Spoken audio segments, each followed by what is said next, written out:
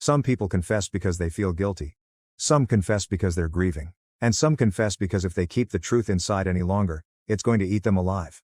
These are real off-my-chest stories from people who reach their breaking point, and some of them are genuinely hard to hear. Sit back and enjoy the ride. 1. I woke up to my fiancé dead. I work third shift and get up for work at 8:55. I sleep in the spare bedroom so she can watch TV or do crafts during the day. I got up and headed to the bathroom.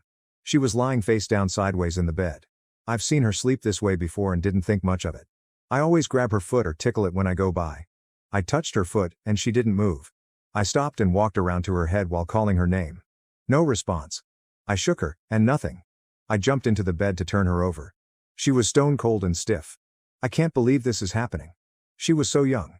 She was such a bright person and always as happy as could be. We were planning on getting married next year. Now she's gone.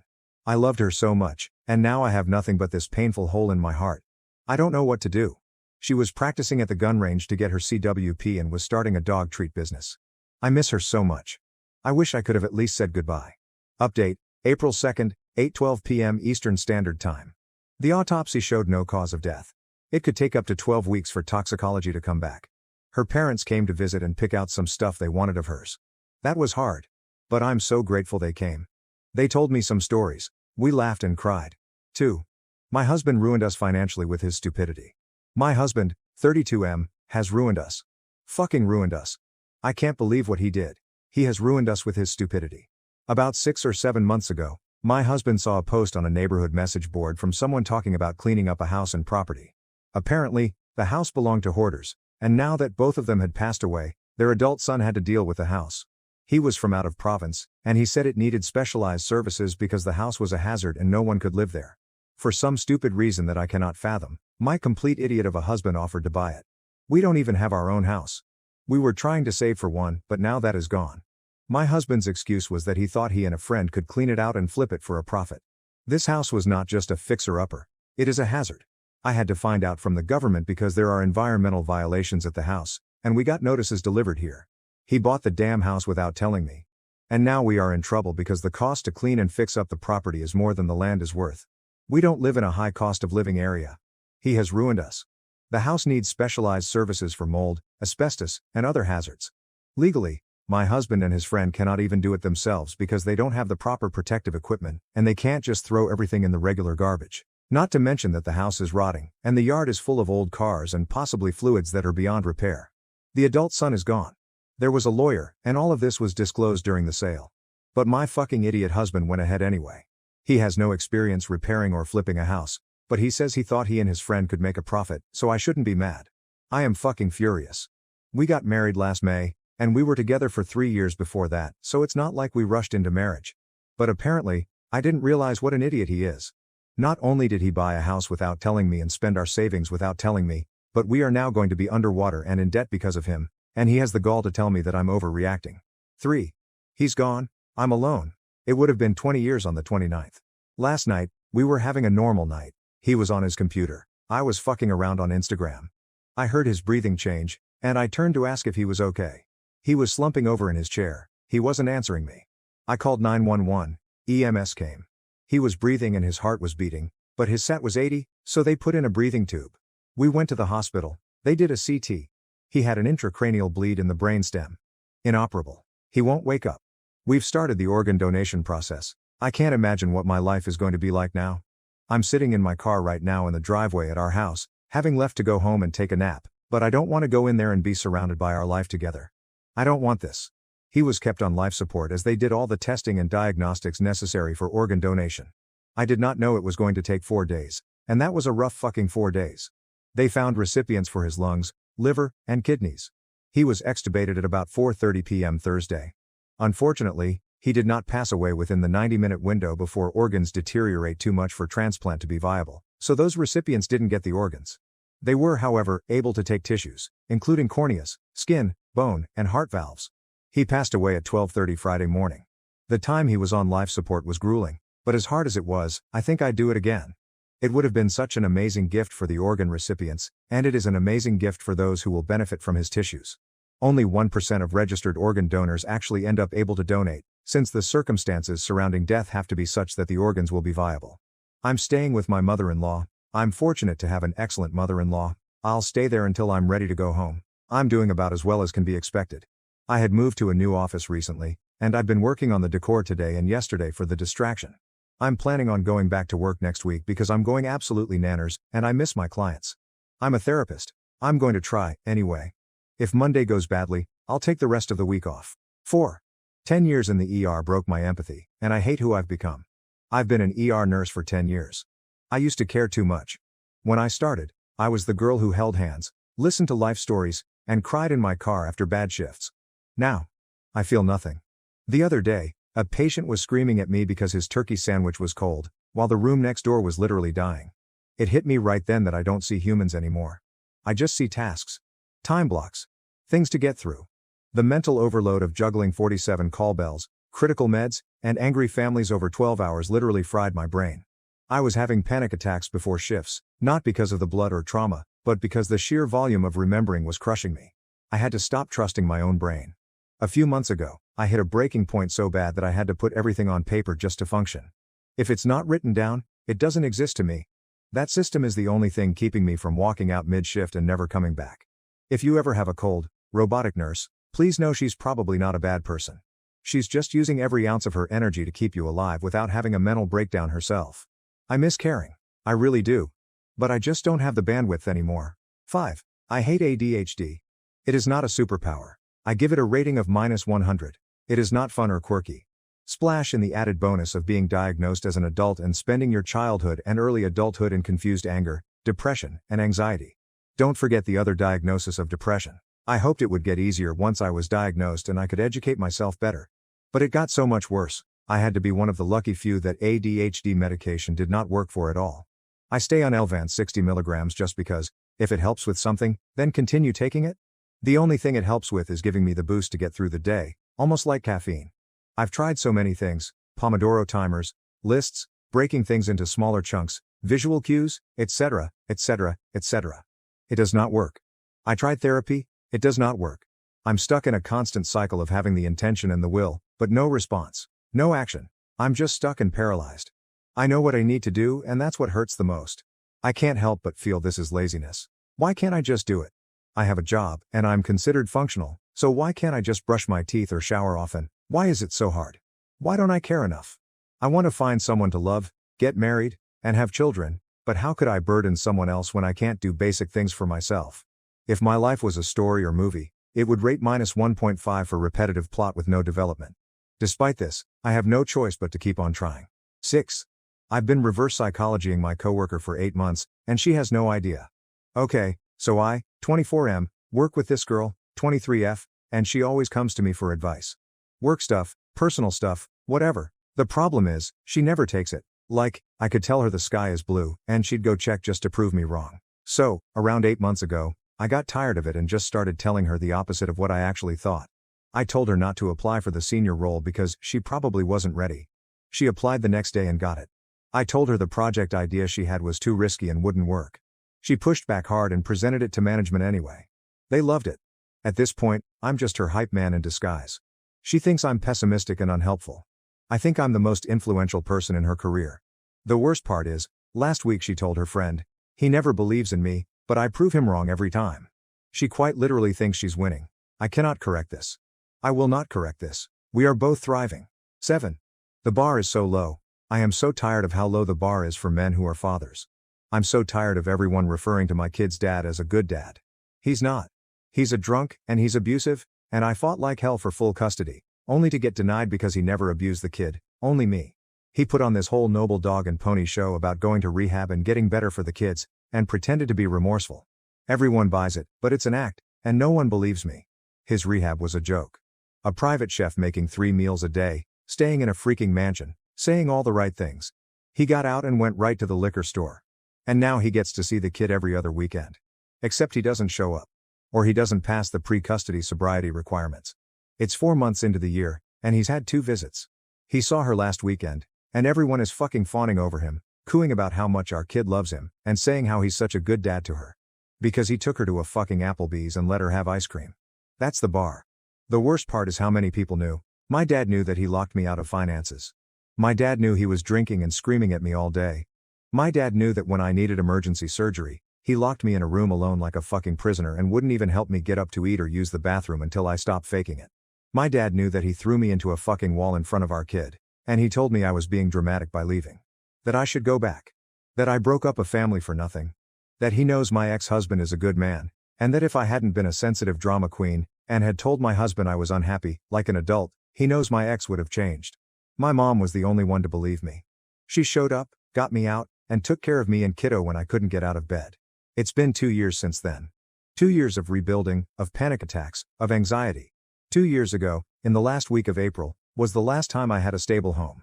He hasn't quit drinking. He still texts me vile abuse, and I still have to see him at custody exchange, if he bothers to show. I want to feel free of this rage. I want to scream and scream until I can't anymore. But I have to wake up every day. I have to go to work. I have to get a kid to school and make sure my kid is cared for and loved. I can't scream and rage and fall apart because I am needed. But no one ever says, "You're such a good mom." That's just my duty. And I don't even know if I need to hear it. I just need to keep saving my money for a home for us, and for another expensive round of court and lawyers, in hopes that this time will be the time they say that kiddo doesn't have to go back. And until then, I'll just keep hearing it. He's such a good dad, and kiddo loves him so much. He's not. 8. My fiancé called off our wedding, and I'm left with secrets I can't tell anyone. I was engaged. It was a love marriage kind of situation where I met him, we connected, and within a few months, our families met and everything moved forward. His family believed strongly in astrology. Mine never did, but we went along with it out of respect. The kundali was checked, pujas were done, and everything was cleared and approved from their side. The date was set. Clothes were being bought. I had given this man everything. My time, my money, my care, and my virginity. I had waited my whole life, and I believed he was the right person. Then he called it off. The reasons kept changing every few days. First, it was my behavior. He said I was difficult, that I had an ego, and that I didn't have acceptance. Then it was astrology. He said I was Mangalic, that my kundali showed 2 marriages, and that the stars didn't align. The same kundali they had already seen and approved months before. Then it was that he was scared of me. Each time his family pushed him to reconsider, he would come up with something new. After going back and forth for a few days, he finally called it off completely and blocked me. What hurts beyond the breakup is what happened in between. When I begged him not to leave, he used every vulnerable thing I had ever shared with him against me. My fears, my personal struggles, my private thoughts. He threatened to destroy my reputation if I told anyone that I had been intimate with him. I was completely at his mercy, and he knew it. Now my parents are already looking for new matches, and I am terrified. If I tell a future boy I am not a virgin, I risk him using it against me the same way. If I don't tell him, he will find out after marriage and leave. Either way, I feel trapped. It has been more than 7 or 8 months, and I still see him in my dreams. I cry and beg him not to leave, and I end up crying in my sleep too. Sometimes, when I wake up for a few seconds, I don't remember what has happened. Then the reality hits, and I feel so scared. I have not told this to anyone frankly because I had no one to listen. People I considered close have cut the calls when I started crying over it, saying they were getting another call. So sharing this kind of stuff felt impossible. I am just too tired now. 9. My husband had the nerve to ask me to help him raise his affair child. He didn't even try to deny that he's cheating. He had an affair with one of his colleagues, and she's pregnant. He asked me to help raise the child he's going to have with another woman. He even said it would be a case of sharing custody, so we would still have time for ourselves. I'm going to stay with my sister. She said I can have her guest room for as long as I need it. I'm leaving tomorrow, and I will be going to see a divorce solicitor after Christmas. I haven't told anyone yet. Even my sister doesn't know all the details. I will tell everyone once I have moved out of our flat. I need to tell someone now though. I've been sick over this. Update: my husband lied to me about his colleague being married. She is engaged, not married. Or at least she was engaged. I don't know what's going on with that now. My husband said her husband knew about the affair. However, her fiancé didn't know until I told him. He lied to me about how far along she is in the pregnancy. He said she was not even halfway through it. She's actually over 8 months pregnant. He lied to me about how long the affair was going on. He had told me it was less than 6 months. Really, it has been going on for almost 2 years. He said their manager and their colleagues found out about the affair after I did. However, they actually found out before me. He was having an affair while I was caring for his mother. She had dementia, and she lived with us for the last year and a half of her life. She died in November. My mother-in-law was lovely before dementia took her, and she would have never condoned the affair. My husband's siblings and family are horrified at what he has done. I do not regret caring for her. He doesn't want a divorce. He says he regrets the affair and loves me more than anything. I can't trust a word that comes out of his mouth though. Not after all the lies he told. He wants me to help him raise the baby he's having with another woman.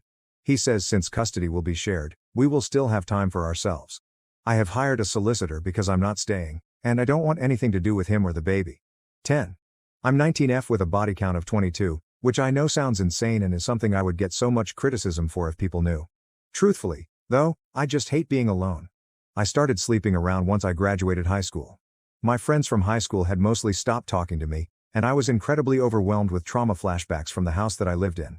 I was newly attractive and found out how easy it was to sleep with guys from dating sites. Nights where I wasn't at home, and snuck out to see someone, were always so much better than mental breakdowns at home. I didn't really enjoy the sex that I had, but I didn't have another way to get out of the house. The promiscuity didn't stop when I went to college, and I think since July, I've only gone a few weeks where I didn't have sex at least once. The ages of these guys range from 18 to 50, and there are very few instances where I truly enjoyed it. Within these past 9 months, I also got raped and sexually assaulted or taken advantage of while intoxicated multiple times. I feel like I've ruined myself and can't see myself as anything more than just a person for guys to have momentary fun with.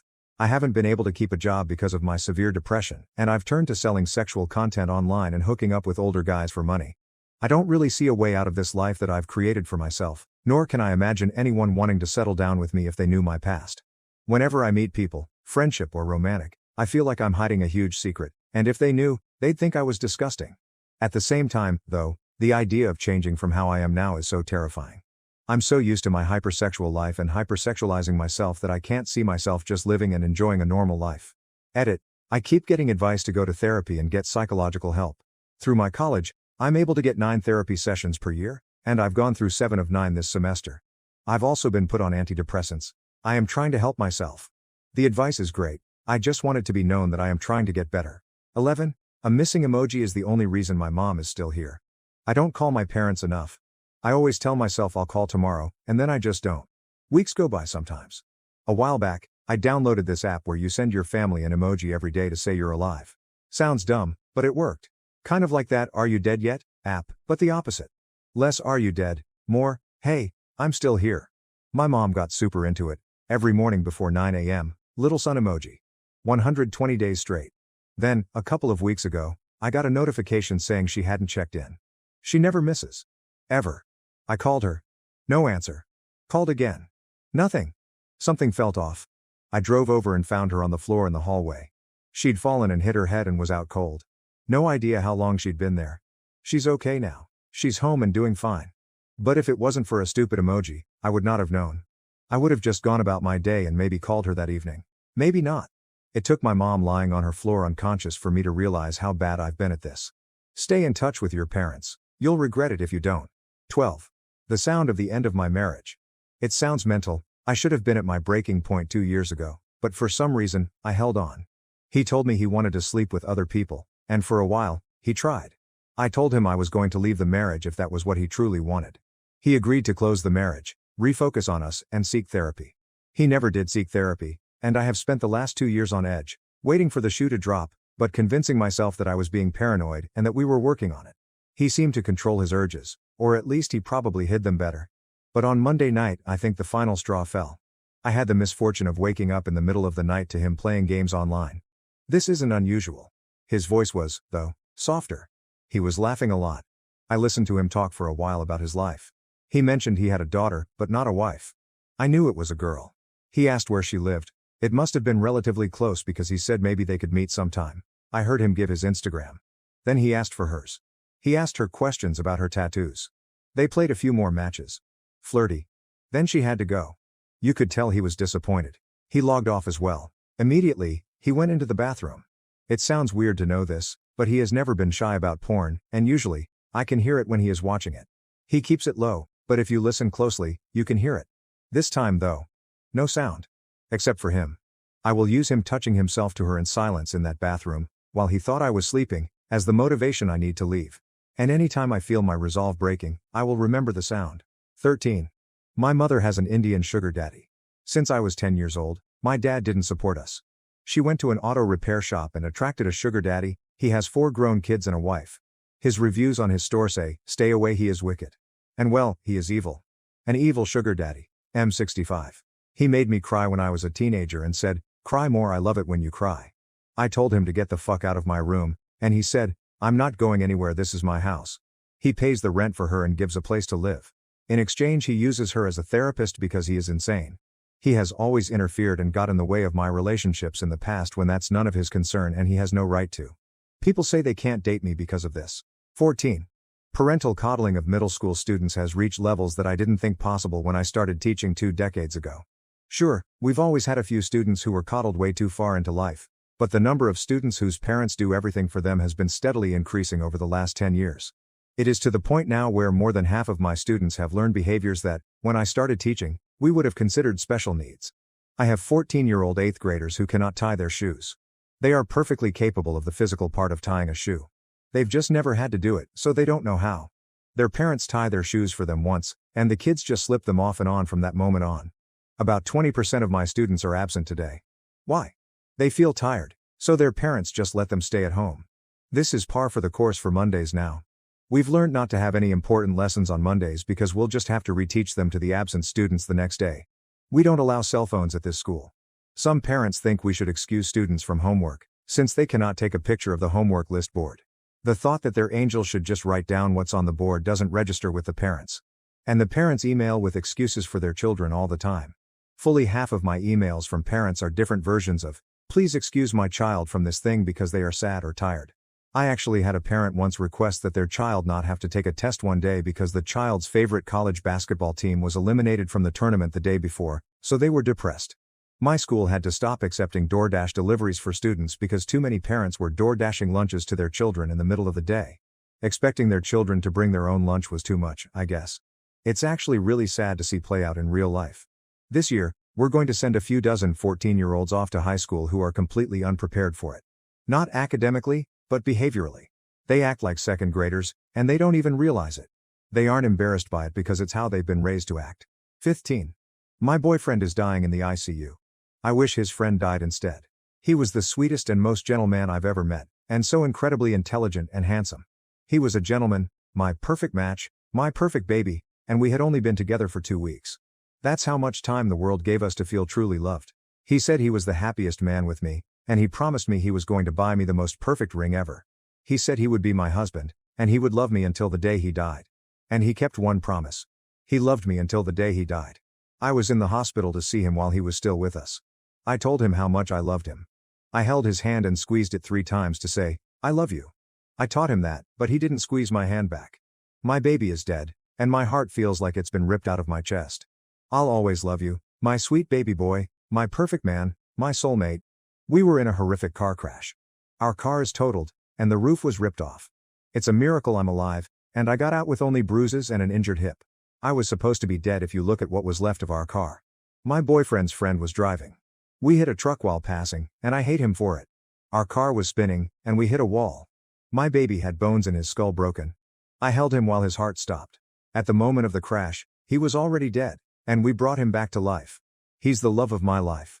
He's the most handsome man I've ever met, and I love him so much. I was holding his head so he didn't choke on his own blood. His pretty lips were torn open, and I probably won't get to kiss them again. They said he would be dead by 7 p.m. yesterday, but he is still alive 24 hours later, and he is fighting. I was half asleep in the back seat while this accident happened. I only remember the moment we crashed, how my boy was dead, and how I did CPR on him. Later, I told some man who stopped for us to do it while I held his head so he didn't choke, even when I knew his heart wasn't beating. Paramedics then did what they were supposed to do and got the heartbeat back. I wish the friend died instead. I wish he was in the ICU now instead of my boy. I want him to rot in jail for life. I want him fucking dead, and I want my baby back. He is supposed to be my husband. He would be the father of my children. He would be the one that I get to grow old with, and there is no way he's dying on me. He can't be. 16. Being abnormally well endowed is a curse, and I'm tired of it. I know how this sounds, but this is a real issue that affects my daily life way more than people think. I'm 6 feet 4 inches and work as a personal trainer. You'd think I'd be comfortable in my own body, but some of my proportions are a constant struggle. I'm extremely well endowed, not just above average, and honestly, it's been more of a burden than anything. It's big, thick, heavy, and hangs enough that it's hard not to be aware of it all the time. Most people hear that and assume I'm bragging, or that it must be some kind of blessing. It really isn't. There's always a bulge. Always. It doesn't really matter what I wear. Jeans, shorts, sweats, Looser pants, different underwear, sizing up, none of it fixes it. There's still an outline against the fabric. Still that moment where you catch someone glancing down and then acting like they didn't. After a while, that gets in your head. The physical part is what nobody takes seriously. I'm on my feet all day and constantly aware of it. The weight, the pressure, having to adjust all the time. Running is genuinely rough because the weight bounces and slaps against my thigh with every stride, and it's hard not to think about when it's happening. Compression shorts help a bit, but then everything feels packed in too tight and sore, so it's basically one kind of discomfort or another. The worst is after a long day, when everything feels swollen and heavy. There's this deep ache in my balls, painfully full and dragging downward, and it makes me aware of every little movement. It sounds stupid typing that out, I don't know, but it's true. It gets to a point where I can't really ignore it anymore, and I just feel stuck in my own body. Dating has been its own issue. Sometimes people assume this would make me more confident, but honestly, it's done the opposite. I've had experiences where someone seemed interested until things got more intimate, and then they got visibly nervous or pulled back. That messes with you after a while. It made me really self-conscious when I was younger, and even now, I still get anxious about how someone will react. That's why I don't talk about it in real life. Nobody takes it seriously. They either laugh, act like I should be grateful, or assume I'm making it up. Meanwhile, I'm planning clothes around it, adjusting constantly, and trying not to feel weird as hell in my own body. 17. My manager has gone insane and won't stop demanding that I hand over concert tickets that I have. I just wanted to vent because I'm so tired of it. My sister really loves a Korean band called BTS. If it wasn't for her, I would never have heard of them, and I don't know anything about them or their music, but my sister absolutely loves them. A few months ago, I heard my sister talking about how they are going on tour. I thought it would be a long shot, but I decided to try and get tickets for one of their UK concerts. I had my friends help me when the tickets went on sale, and by some miracle, I was able to purchase 2 tickets. I'm going to take my sister to the concert for her birthday. I know she was disappointed because she wasn't able to get tickets, and she said they were too expensive. I realize this is a very small problem compared to what is going on in the world, but my manager overheard my colleague and me talking about the concert and is now demanding that I hand over the tickets. The only reason I was even talking to my colleague about it was because my colleague was telling me about the time he went to a concert at the same stadium I'm taking my sister to. My manager is desperate for tickets and, because they are sold out, is demanding mine. I obviously said no, but that wasn't the end of it. My manager is getting more and more demanding and won't let it go. I'm going to have to make a complaint because I've already told my manager to leave it alone. 18. My boss asked me for a threesome, even though he knows I have a boyfriend. I need to get this off my chest. A few days ago, my boss pulled me aside after work and casually asked if I wanted to have a threesome with him and his wife. He said it like it was the most normal thing in the world. The worst part? He knows I have a boyfriend. He's met him before, seen us together, and even asked about our relationship in passing. I was completely shocked and uncomfortable. I froze for a second before mumbling something about needing to think about it, then got out of there as fast as I could. Now I feel gross every time I have to go into the office. He acts like nothing happened, but I can't stop replaying it in my head. I haven't told my boyfriend yet because I'm scared of how he'll react, and I'm also worried about losing my job if I make a big deal out of it. But staying silent feels even worse. I feel so disrespected and trapped right now. 19. I called CPS for my friend. We were both in our second to last year of high school when I made the decision to call. We had been close friends, let's call her C, for nearly 4 years at this point, and I won't waffle about the unimportant details. Her parents were lovely to me and to anyone else, but not to her. They were emotionally abusive and would blackmail her. Her mother put her on a diet and called her lazy if she was caught on her phone and not studying or working. Her father wasn't any better, always taking the mother's side. He was in the Navy. Her father hit her, and she would cover for it at school, but I knew because she would tell me. She would stay at mine for days when she wasn't safe to be home or had just had a bad argument with her parents. We celebrated her birthday at mine. That's how often she was over. My parents offered to take her in, with a room and food. Her parents would cut off her electricity and Wi-Fi for days if she had upset them or didn't do her homework when they wanted her to. She sometimes slept in the outhouse with no heating instead of her own bedroom. She worked several jobs at a time so she could have stuff. She bought herself a laptop, bought herself a charger when her parents took hers, and did it so she had lunch money. My friend still chased her parents' approval despite everything. One night, C was texting me. Her father had pinned her down in her bed and kneed her in the face.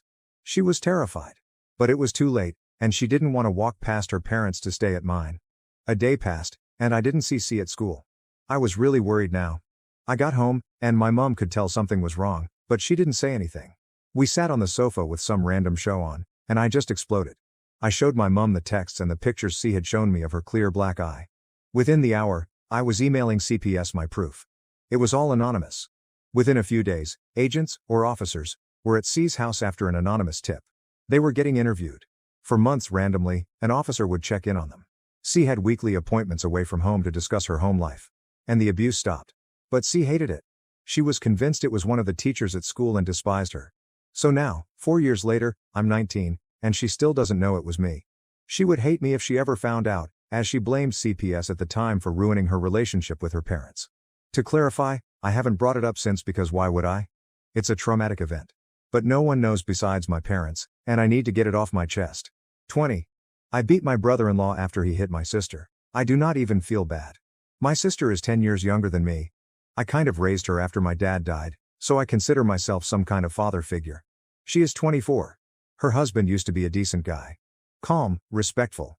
He was a decent broker, but he changed a lot after he lost some decent money in an awful project he tried. Long story short, he started smoking a lot. He also did not take care of their 1-year-old baby at all. My sister was doing everything in the house for a few weeks. 2 days ago, she called me kind of in tears and told me to come over because they had a huge fight.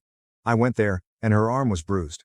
I asked if he did this to her, and she just nodded and teared up. After that, I honestly only saw red. I dragged him from his room. I am only 5 feet 10 inches, so not a huge guy. I dragged him to the apartment door and was punching and beating him, and I think I put his head into the door. I only woke up to my sister and the building janitor trying to hold me back, and my niece crying. I honestly still feel a lot of rage for what he did to her. I do not even regret beating him. A friend of mine literally took me out of town, a 2-hour drive, so I wouldn't do anything stupid, as he says. My brother-in-law is now in the hospital. They say he has a broken arm and a fractured rib. Maybe I went a bit far, but he should not have hit her. The mother of his baby. His mom called me yelling and cursing.